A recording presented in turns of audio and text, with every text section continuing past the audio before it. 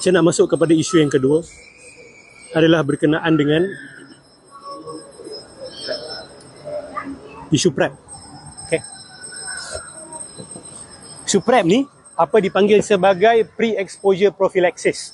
Okay.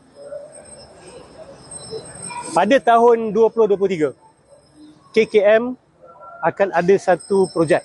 Projek dia adalah akan memberikan satu ubat untuk mereka-mereka yang high risk untuk kontak HIV, untuk ambil ubat tersebut, dan ubat tersebut dikatakan mampu mencegah daripada orang yang terima ubat itu daripada kena HIV. Dipanggil sebagai pre-exposure prophylaxis. Okay. Dia makan benda tu atau suntik, saya tak pasti. Maka kalau dia melakukan hubungan kelamin dengan orang yang ada HIV, the chances of dia kena nearly zero. Maybe 1%. Wallahualam, saya tak pasti dia punya percentage. Possibility masih ada, tapi sangat-sangat sedikit. Jadi berlaku perdebatan sekarang ni di antara agamawan dengan sebahagian doktor-doktor, kepada siapa patut PrEP ni diberikan. Baik. Kalau daripada perspektif KKM sekarang, KKM ada polisi non-discriminative policy. That means sesiapa saja yang high risk, maka dia layak menerima. Maksud dia apa tahu? Budak muda yang memang engage in homosexual sex, man to man, MSM dia panggil, man to man sexual intercourse, men who have sex with men, dia high risk tak untuk dapat HIV? High risk. So kalau ikut polisi yang saya faham, kalau saya salah betulkan saya, non-discriminatory. Maksud dia, kita tak tengok siapa yang datang, kalau dia high risk, dia layak terima. Dan free of charge. Siapa tanggung? Pada tahun pertama, ada funding daripada luar. Saya belum check lagi funding daripada mana.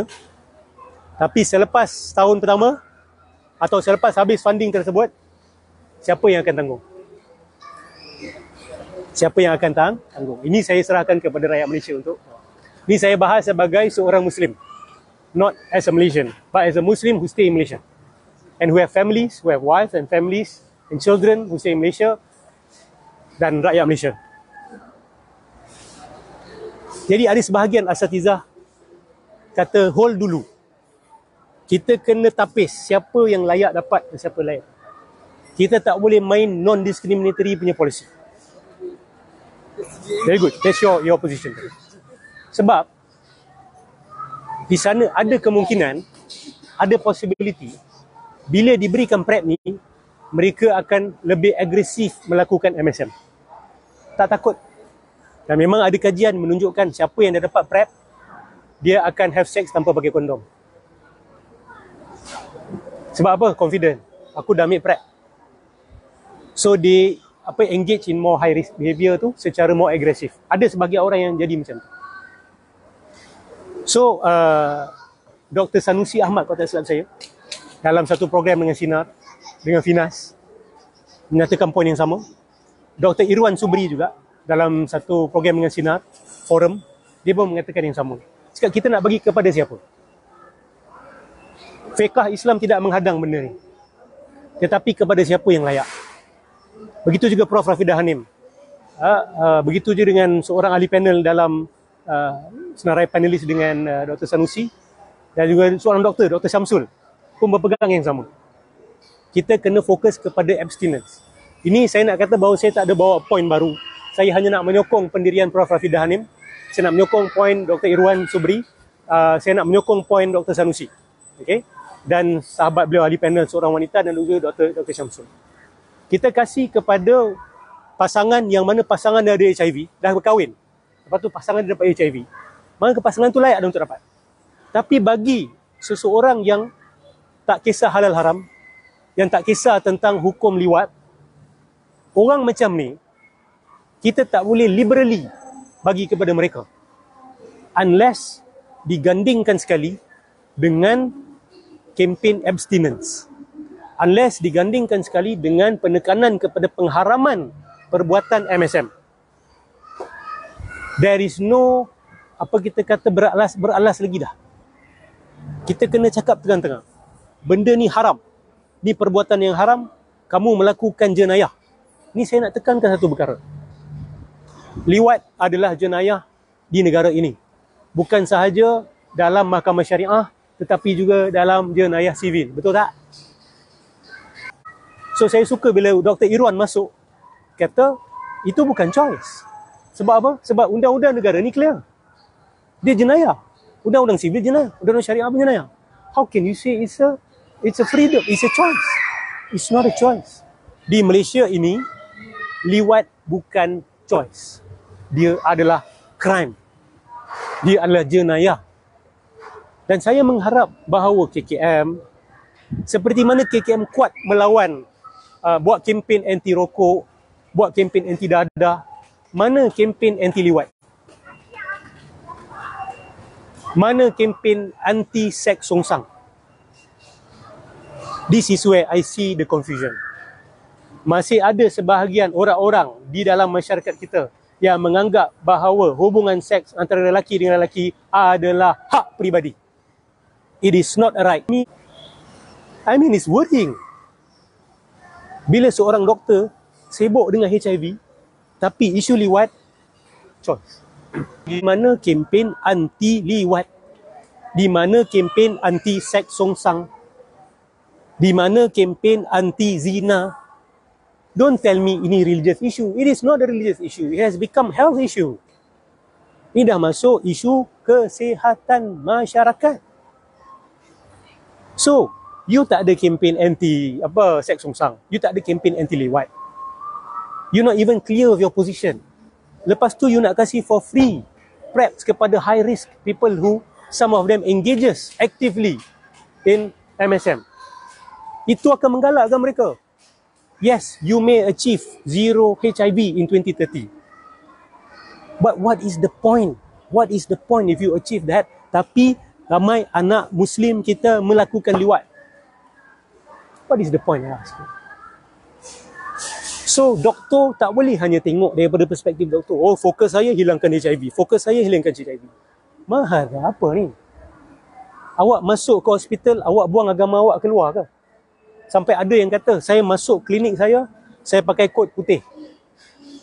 Maksud dia tinggalkan agama dia dekat luar. Mana boleh you cakap macam tu? You menjadi seorang doktor juga, you memberikan khidmat kesihatan juga adalah kerana ia adalah tanggungjawab keagamaan you. How can you live your religion outside of your hospital or outside of your clinic? So saya setuju dengan apa yang Dr. Irwan kata, Dr. Sanusi kata, Prof. Rafidah kata. Yes, you nak kasih prep, boleh. Tapi pada siapa? Pastikan ia layak. Dia mesti ada discrimination. Baik, ini satu benda poin baru saya nak tambah. Sebahagian pihak tak setuju penggunaan istilah discrimination. Okey, dah nak maghrib. Saya tutup lagi satu poin. Dah azan ke belum? Belum? Lagi? Ada pihak tak setuju penggunaan istilah diskriminasi dan stigma. Saya kata, why not? Use this term discrimination and stigma, tapi ubah kepada istilah positive discrimination and positive stigmatization. We need discrimination. We need stigmatization. But positive discrimination, positive stigmatization. We need to discriminate. Tengok, ambil darah, derma darah. Orang yang actively involved in LGBT ataupun MSM, dia boleh derma darah tak? Tak boleh. Isn't that discrimination, I ask? Why is that acceptable discrimination? Pasal polisi ambil darah pun akan berubah lah. Itu saya tak pasti. Kenapa benda tu boleh diterima sebagai diskriminasi, tetapi isu ini discrimination ditolak? This is positive discrimination and positive stigmatization. And we need to have stigma of maksiat. Mesti ada stigma. Kita ada stigma kepada orang-orang yang ada COVID.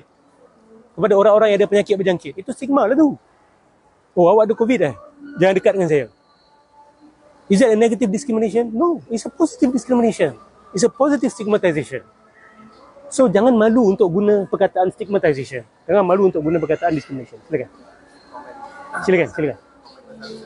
Islam adalah agama rasmi persekutuan. Ya. Dari sistem lah. Hmm. Tak ada term rasmi persekutuan. Dia Islam adalah agama negara. Agama persekutuan. Oh, agama persekutuan. Terima kasih. Terima kasih. Dan maksud dia, apakah yang dimaksudkan dengan agama Okey. persekutuan ni jadi satu perdebatan lah. Okey. Itu saya tak tanya nak. Thank you. So sahabat kita betulkan dia punya terma adalah Islam adalah agama persekutuan. Betul? Dia bukan agama rasmi persekutuan. Minta maaf, kata rasmi itu tidak ada. So agama persekutuan tu lagi kuat lah. Tapi ini saya serah kepada ahli perundangan untuk menafsirkannya. Kan? Untuk menafsirkannya. Tapi bila agama tu dah ada dalam perlembagaan, dia ada posisi istimewa. Betul? Okey, saya akan sambung selepas solat maghrib. Kita akan sambung isu ni sebelum kita beralih kepada isu lain insya-Allah. Wallahu a'lam bissawab. Selamat solat maghrib. Kita jumpa lagi. Assalamualaikum. Saya mencadangkan supaya istilah discrimination dengan istilah stigma digunakan. Jangan malu dan jangan segan untuk menggunakan konsep discrimination dan stigmatization. Tetapi kita guna istilah positive discrimination ataupun positive stigmatization. Saya berikan contoh, mereka-mereka yang mengamalkan kita kata seks bebas ataupun seks songsang ni dan mengaku, setahu saya KKM tidak izinkan mereka menderma darah. Itu adalah satu polisi diskriminatif. Say it is discriminative. Jangan segan untuk kata it is non-discriminative. It is discriminative. But it is positive discrimination. Dia adalah satu bentuk diskriminasi yang positif. Sebuah masyarakat tak akan mampu hidup tanpa ada diskriminasi positif. Kita nak masuk toilet je tadi ada lelaki dan ada perempuan. Betul? Dan kita pergi ke mahkamah, ada bilik-bilik kita tak boleh masuk. Betul? Kita pergi ke balai polis, ada bilik-bilik kita tak boleh masuk. Bukan semua orang boleh masuk. So ada diskriminasi di situ. Orang yang tidak ada pasport tak boleh masuk negara Malaysia. Betul tak? Orang tak ada keizinan untuk masuk, tak boleh masuk. So ada diskriminasi. Dan diskriminasi is part and parcel of a society. Diskriminasi is not evil.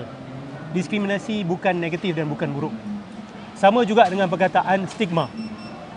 Kita perlu ada stigma. Kita perlu ada stigma. Kita perlu stigma dengan penjenayah. Betul tak? Ke bila penjenayah bersiri ni duduk sebelah awak, awak anggap dia macam orang biasa? Ke seorang lelaki yang terkenal dengan mencabul budak-budak, awak akan izinkan dia duduk dengan anak awak tanpa merasa berbezaan dengan orang lain? Mesti ada stigma, betul tak?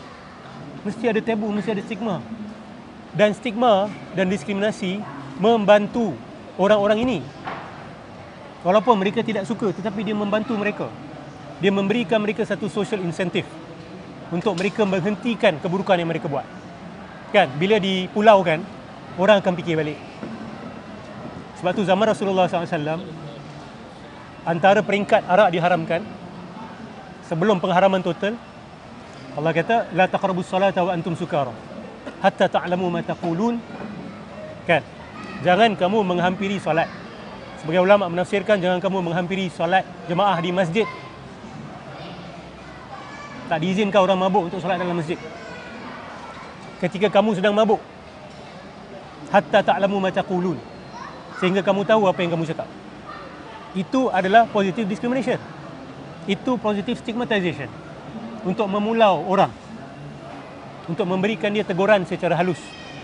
You are still among us, but if you are in this state, don't come near us.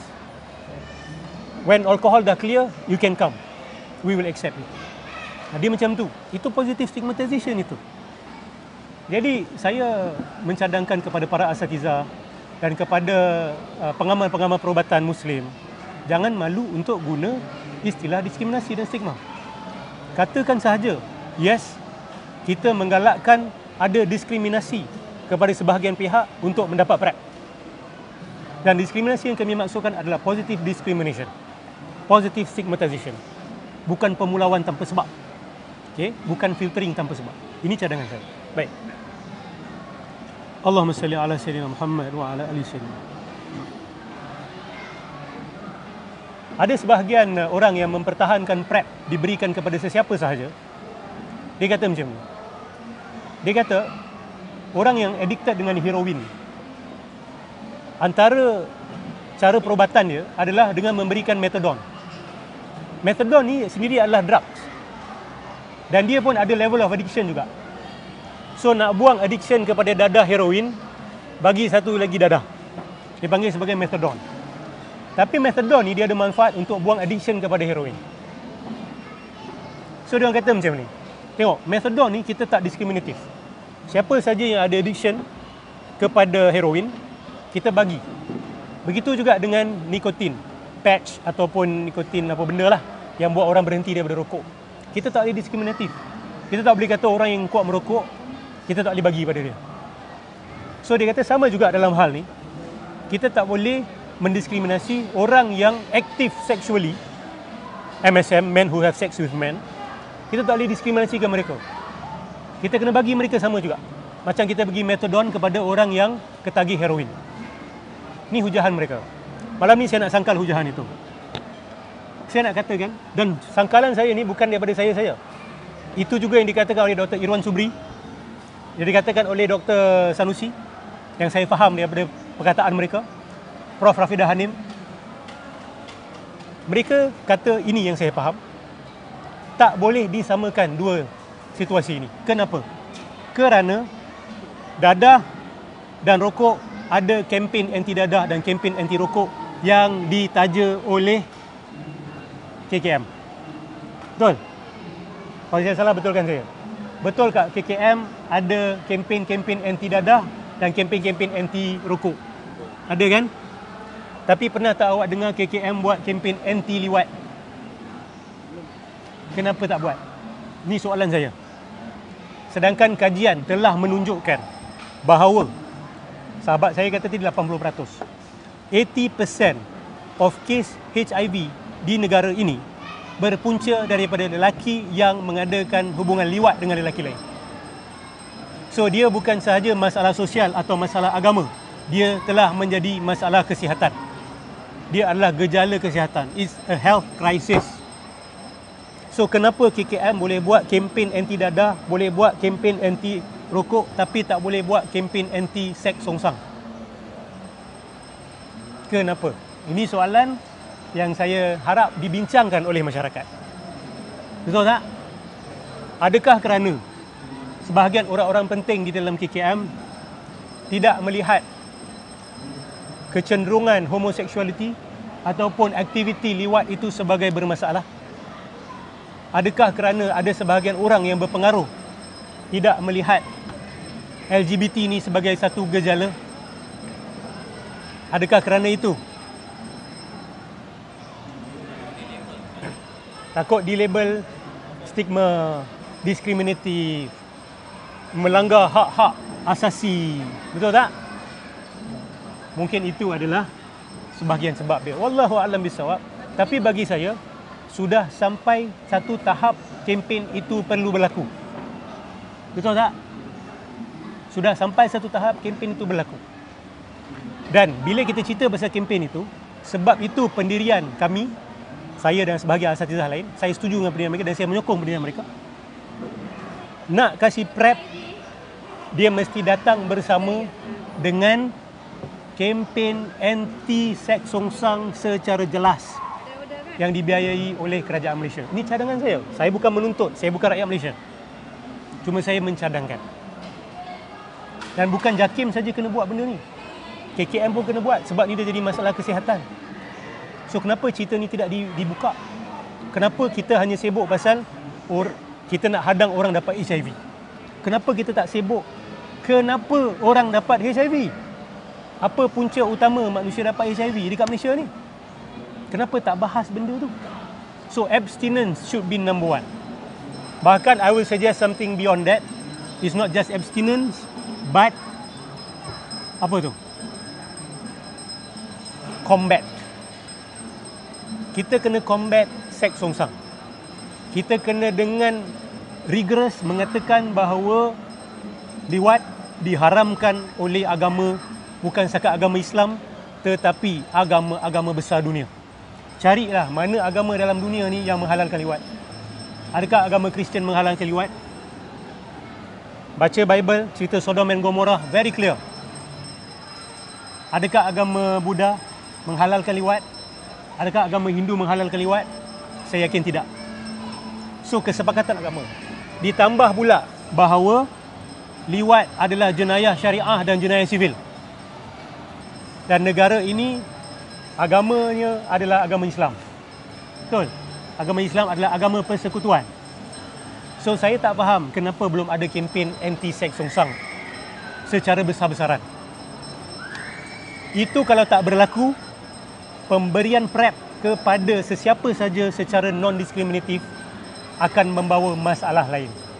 Dan Prof. Rafidah Hanim telah menyatakan bahawa di negara-negara barat, PrEP telah diberikan secara meluas. Dan dia menimbulkan masalah. Masalah dia apa? Timbul penyakit lain. Penyakit tu apa? Penyakit STD. Sahabat kita pun kongsi tadi. Sexually transmitted diseases ataupun sexually transmitted infection, STI. Saya pun tak pasti kenapa dia tukar istilah disease kepada infection. Dulu dia panggil STD, sekarang dia panggil STI, if I'm not mistaken. So, lelaki-lelaki yang dah dapat PrEP, dia become more irresponsible. Dia dah tak pakai kondom lagi dah. So, bila tak pakai kondom, dia akan most of the time akan dapat STI ataupun STD. Gonorrhea ke, sifilis ke. Dan saya diberitahu sahabat saya yang bertugas ada kaitan dengan KKM, dia beritahu bahawa sifilis ni memberi kesan kepada otak. Boleh jadi gila. Betul? Boleh jadi gila. Neurosifilis Dia start daripada bawah tu, naik ke atas. Innalillahi wa inna ilaihi. So Allah ni dia nak beritahu kita, try lah with your wish. You try nak cari backdoor, you try nak cari, you nak maneuver right or left, you nak try to worm through, you will not get around it. Bila aku dah haramkan something, no matter what you do, you try lawan HIV, trust me, something else will come. Dan saya baru dengar juga wawancara di Sinar Harian juga. Dia kata, salah seorang panelis kata, bila bila PrEP ni tersebar di negara barat, ada beberapa kes timbul kes HIV yang jadi super resistant to any kind of treatment. Sebab dia mutate. Dan virus ni dia mutate, dia ubah, dia mengikut. So, bila dah kena PrEP ni, the virus becomes stronger in some cases. Sehingga dia tak responsive to any kind of treatment for now. Itu message daripada Allah. You try your best, but you cannot outmaneuver me. You will never be able to do that. So, cara nak selesaikan masalah ni apa?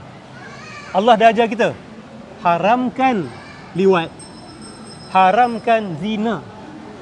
Make this a national agenda, not only Muslims agenda, but a national, not only national, a global agenda. Tengok di Qatar baru-baru ni, bagaimana orang bukan Islam terbeliak biji mata. And many of them say that this is the best World Cup. Why? Tak ada arak, tak ada prostitution. Diorang baru terfikir, actually we can live with all this nonsense. We can live without it. Itu dakwah tu. So, orang Islam tak ada confidence lagi ke untuk berdakwah secara global. Apa yang Tuhan kami haramkan is good for all of us, not only good for the Muslims. And we cannot outmaneuver God, no matter how much you try. You try to tutup lubang ni, lubang lain akan dikorek. Akan ditutup. You terpaksa tutup lubang, korek lubang. Tutup lubang, korek lubang. You will never win. Kita tak akan berjaya dalam peperangan ni dengan Allah Subhanahu Wa Taala. Jadi ini adalah national agenda. National agenda untuk lawan virus LGBTQ. Jadi ini dah patut menjadi satu global agenda and national agenda. Dan sepatutnya umat Islam, kita dah melepasi fasa indecisiveness. Tak boleh nak buat keputusan. Yelah, benda ni haram lah Ustaz, tapi ada orang kata benda ni hak asasi. Muslim shouldn't be confused. It is not a human right. untuk liwat bukan hak asasi manusia. Dalam Islam, meliwat bukan hak asasi manusia. Dalam Islam, berzina bukan hak asasi manusia. Betul? Itu hak asasi kah? Itu adalah jenayah. Sivil dan syariah di negara ini masih menjenayahkan benda ni. So why are we talking as if this is a right? I don't understand this thing. Why do some people do not respect this country's laws and constitution? Why? Saya pelik bila datang daripada orang-orang kenamaan. Seolah-olah undang-undang dekat negara ni tak pernah menyatakan bahawa liwat itu jenayah. Saya salah ke benda ni? Liwat ni masih jenayah kan? Kalau report polis, kalau terbukti, boleh dicarakan. Tapi kenapa dibicarakan seolah-olah benda ni sebagai hak asasi? Dia bukan hak asasi. Sesiapa sahaja yang mendakwa bahawa LGBTQ lifestyle is a human right, we have to report them. Sebab melanggar perlembagaan negara. Betul? We should turn the table. We should not let them takut-takutkan kita. Kita tak boleh izinkan sebahagian pihak. Sebab apa? Yang akan kena kita. Anak-anak kita, keluarga kita. Orang lain puaskan hawa nafsu dia, lepas tu dia infect kepada orang yang tidak bersalah. Apa dosa orang yang tak bersalah tu untuk dapat HIV daripada pihak-pihak yang tidak bertanggungjawab? So kita kena nip it from the bud. Kita potong daripada akar dia. Saya ulang lagi sekali, saya bercakap sebagai seorang Muslim. I am not a Malaysian. Saya bukan orang Malaysia, tapi saya tinggal di sini dan saya bercakap daripada perspektif Islam. No matter where I live, I will say the same thing. Even if I am in Singapore, I will say that it is not a human right from the Islamic perspective to sodomize or to receive sodomy. Itu bukan hak asasi manusia. Kalau mengikut Universal Declaration of Human Rights in Islam ataupun Cairo Declaration of Human Rights.